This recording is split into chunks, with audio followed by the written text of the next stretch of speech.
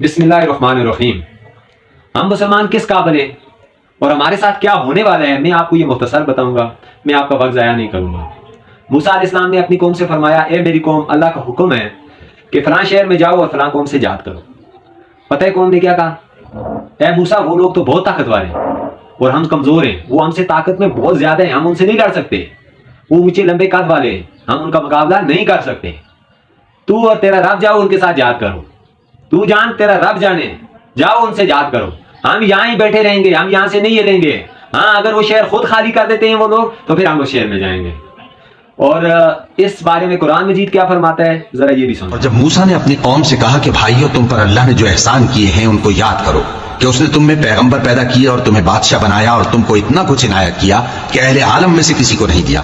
اے بھائیو، تم ارض مقدس یعنی ملک شام میں، جسے اللہ نے تمہارے لیے لکھ رکھا ہے، داخل ہو چلو، اور دیکھنا مقابلے کے وقت پیٹھ نہ پھیر دینا، ورنہ نقصان میں پڑ جاؤ گے۔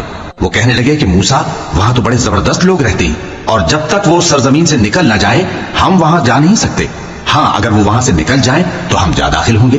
جو لوگ اللہ سے ڈرتے تھے ان میں سے دو شخص جن پر اللہ کی عنایت تھی کہنے لگے کہ ان لوگوں پر دروازے کے رستے سے حملہ کر دو، پھر جب تم دروازے میں داخل ہو گئے تو فتح تمہاری ہے، اور اللہ ہی پر بھروسہ رکھو اگر تم واقعی ایمان والے ہو۔ وہ بولے کہ موسیٰ، جب تک وہ لوگ وہاں ہیں ہم کبھی وہاں نہیں جانے گے، اگر لڑنا ہی ضرور ہے تو تم اور تمہارا رب دونوں جاؤ اور لڑو، ہم تو یہیں بیٹھے رہیں گے۔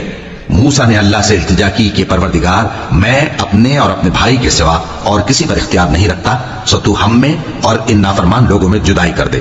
اللہ نے فرمایا کہ وہ ملک ان پر 40 برس تک کے لیے حرام کر دیا گیا کہ وہاں جانے نہ پائیں گے، یہ اسی علاقے میں جہاں اب ہیں سرگرداں پھرتے رہیں گے، تو ان نافرمان لوگوں کے حال پر افسوس نہ کرو۔ سب سے پہلے ان پر جو کیے ہوئے احسان تھے وہ ان کو بتائے۔ کیا آج ہم لوگوں پر یہ احسان اللہ نے نہیں کیے ہوئے ہیں؟ ہم ایک آزاد ملکوں میں بیٹھے ہوئے ہیں، ہمارے اپنے ملک ہیں، ہماری اپنی زمینیں ہیں، اپنی اولادوں کے ساتھ بالکل ہنسی خوشی رہ رہے ہیں، یہ اللہ کے احسان نہیں ہے؟ اللہ نے اس قوم کو احسان یاد دلائے اور پھر کہا کہ میرے راستے میں نکلو، تو کیا ہمارے اوپر یہ احسان نہیں ہے اور ہم اللہ کے راستے میں نکلے؟ اسی قوم جیسا حال ہے آج ہمارا۔ آج ہر مسجد سے، ہر جگہ سے، ہر لیڈر، ہر مولوی، ہر حکمران، ہر مسلمان، ہر ملک سے یہ دعا ہو رہی ہے، اے اللہ تو فلسطین کی مدد فرما۔ یہی دعا ہو رہی ہے نا، اے اللہ تو فلسطین کی مدد فرما، تو ہی ہے اس کی مدد کرنے والا، الغیب سے، اپنے غیب سے تو ان کی مدد فرما۔ مطلب کیا ہوا؟ وہی ہوا نا جس طرح اس قوم نے کہا کہ موسیٰ، تو اور تیرا رب جا کے جہاد کرو۔ آج ہم لوگ بھی دعاؤں میں ہمارا وہی اشارہ ہے انہی لوگوں والا کہ اے اللہ تو ہی مدد کر، ہم نہیں جا سکتے، ہم جائیں وہاں ہی بیٹھے رہیں گے، ہم کچھ بھی نہیں کر سکتے، تو جان تیرا فلسطین جانے۔ اسی قوم کی مثال آج پورے عالم اسلام کی ہے، اپنے اپنے ملکوں سے کوئی نہیں ہل رہا ہے، سب اپنے اپنے ملکوں میں بیٹھے ہوئے اور دعائیں کر رہے ہیں، اے اللہ تو جان تیرا فلسطین جانے۔ اور یہ وہی زمین ہے جس کے بارے میں موسیٰ علیہ السلام نے اپنی قوم سے کہا تھا کہ اس ارض فلسطین، ارض شام، یہ وہی زمین ہے، انبیاء اکرام کی زمین ہے، جاؤ وہاں رہو۔ پھر اللہ پاک نے 40 سال تک اس قوم پہ وہ زمین حرام کر دی اور وہ بھٹکتے پھرتے رہے۔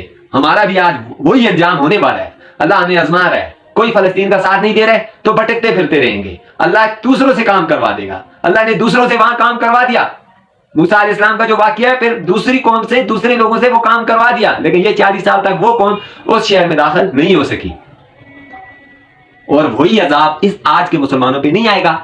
اب دعاؤں سے اگر کام ہوتا تو اللہ پاک فرماتا ہے کن فیکون، ہو جا، تو وہ یہودیوں پہ یہ کہہ دے گا کن فیکون، یہودی ہی سارے مسلمان ہو جائیں، مسلمان ہو کے اسی بیت المقدس کی حفاظت بھی وہی کرے اور فلسطینیوں کو بھی وہی کرے۔